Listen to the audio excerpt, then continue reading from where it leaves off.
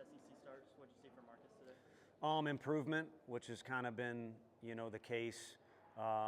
Last year, it would, kind of come in bunches, or maybe the graph would be a little more scattered. This year, it's just been a steady incline of just improving. I could break it down. It's a long list of little things, but they all pile up into who he is as a teammate and a person and a competitor and obviously a pitcher. And I'm excited for him because I think he can, not to beat the scoreboard the way it is today. I mean, you're going to give up runs and you're going to give up hits, but I'm excited for him because I think there's years past here where he's just going to continue on an incline. Where do you think his confidence is right now? Going into the SEC play and now he's got this one on his belt. I think his confidence has always been high. It's how to portray it and what's his best personality out on the field. And that's just been my, he might have a different answer. That's been my perspective or my visuals that I'm seeing. I think he's got a lot of confidence in the guys behind him. And it showed today. I mean, if he would have made a play, which I've seen him make that exact play, and you guys have too, if you've been following our season, we would have had 3, ESPN type plays in a row with Stone and Gavin and then him. And so while he's a really good defender too, I think he trusts his guys behind him. And there are going to be hits that are given up, but with Jay running face first into the wall, which our crowd was awesome, his next at bat.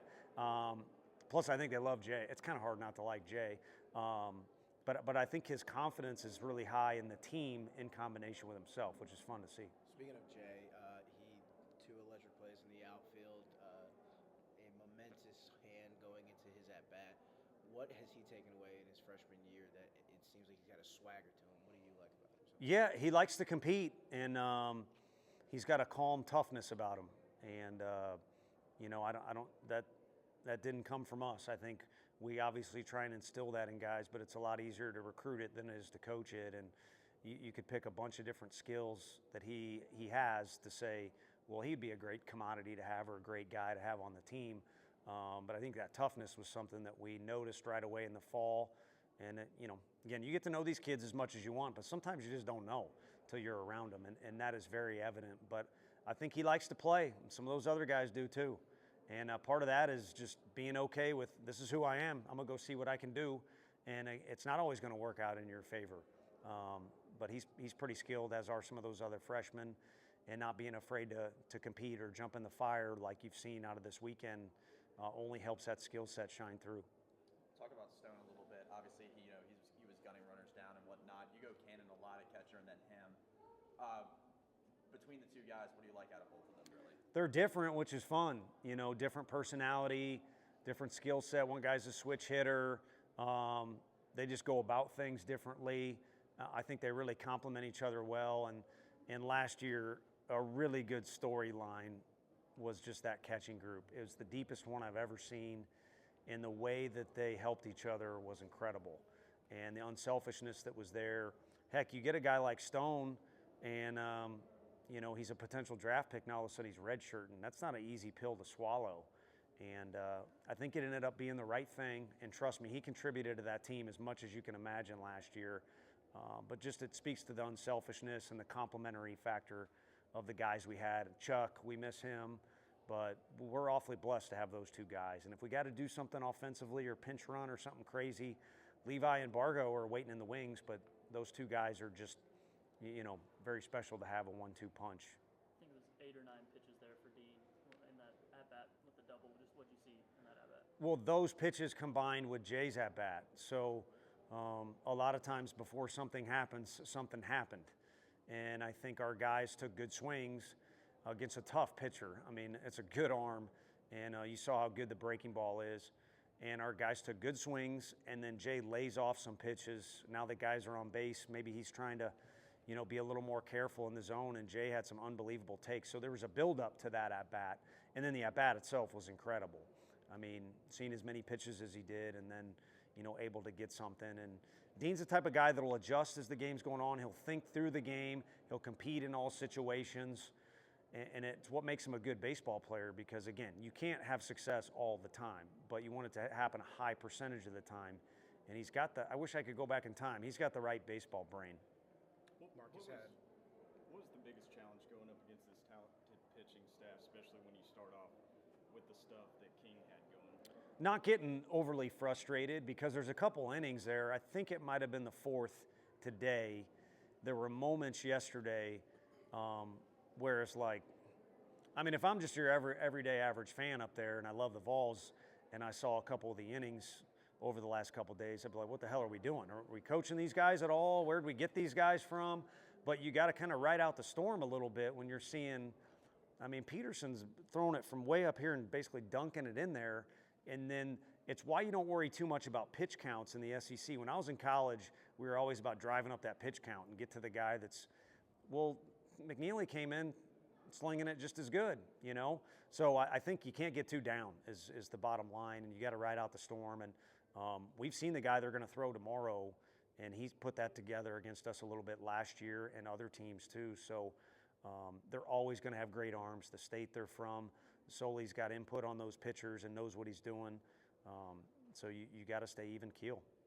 Marcus had around 76 pitches in the fifth inning compared to Liam, who had 100 around the fifth inning. What do you think that he did effectively? Not necessarily that Liam didn't, but what was working for him to keep that pitch count down compared to Liam? I think he got some more ground balls, which gave our guys, and we got a good defensive infield, gave our guys a chance to make plays behind him. And if he goes back and watches, gosh dang it, I forget which hitter it was, but he tried to muscle up on a guy 3-2, and he walked the guy. And it was his only walk of the day, I believe. His only walk of the day, was muscling up on a pitch. And Liam kind of did that a few too many times yesterday. I can really only remember once Marcus did it. So I think that was a little difference of staying within yourself and truly attacking those guys and trying to get them to swing the bat. You talked about Florida's pitchers. What changed for your guys in the seventh? Put 9 runs on the board, 10 guys went to the plate, and one of them scored. Well, I think, it's a flip side of it too. Like their lineup, I mean, Done's as big as it gets. They're dangerous too. But if our guys will take the right approach, you can only hold them down over the course of 3 days. I'd like to think we're going to get something going. So I just think it was a unique inning where we had seen such great stuff. There's not much else you can throw out there that's going to surprise our guys or get them shaken or anything like that. So as long as they get in there and compete, something might break through. And when it did, it's how it happens if you got a talented offense and they'll keep pushing forward. The wall may be only moving an inch, but eventually it might fall over or knock it down. And again, breakthrough is kind of the word because the box score doesn't really make sense if you look at it. But at the same time, if I was the average Joe fan, it was a really fun inning to watch to end the day. So it'll be important for our guys to celebrate that mentally, but physically rest up and be ready to go for what it is obviously, Sunday. I don't need to say it's important because it's Sunday. Tony, do you have a plan yet for? No, we don't. And those guys already mentioned they'll throw Clemente, so we don't want to hold out information from them or, take part in any shenanigans aren't necessary. But it's basically everybody's available, and we'll try and pick what we think is the best option. But that'll kind of be the theme of the day is what's the best option for us to go out there and compete on the mound, like I said, with, good defense. So you're a huge basketball fan. What does it mean to have a doubleheader? Men's team playing Florida. You guys are playing Florida. Are you excited for tomorrow? It means today we lost fans. And now the park, I was like, dang, man, Kyle Peterson's doing this game. This is a big deal. It's on TV. We don't need people seeing visuals of empty seats, which is rare at Lindsey Nelson. But I kind of like the strategy. Again, if I'm the average Joe fan, which I try to be sometimes, I would have went with I'm gonna split this down the middle. I might be an inning late, but no big deal. So the park was full, and like I said, great that they appreciated great baseball today. But what it means is our fan base has their hands full tomorrow, but also regardless of how the day goes for them, they should be just like our game at Ohio State. You can nitpick if you want, but you should be celebrating the fact that you're involved in some really fun stuff from a bunch of different angles, whether it's women's basketball or anything else. And, Sean just told me, Barrow's our SID, that we're playing Florida tomorrow, so I just found that out. It's kind of weird. It's kind of fun, but two very good athletic departments. How big was Manny today? Seems like he had a pretty significant side note, considering the way you guys ended with the big inning and everything.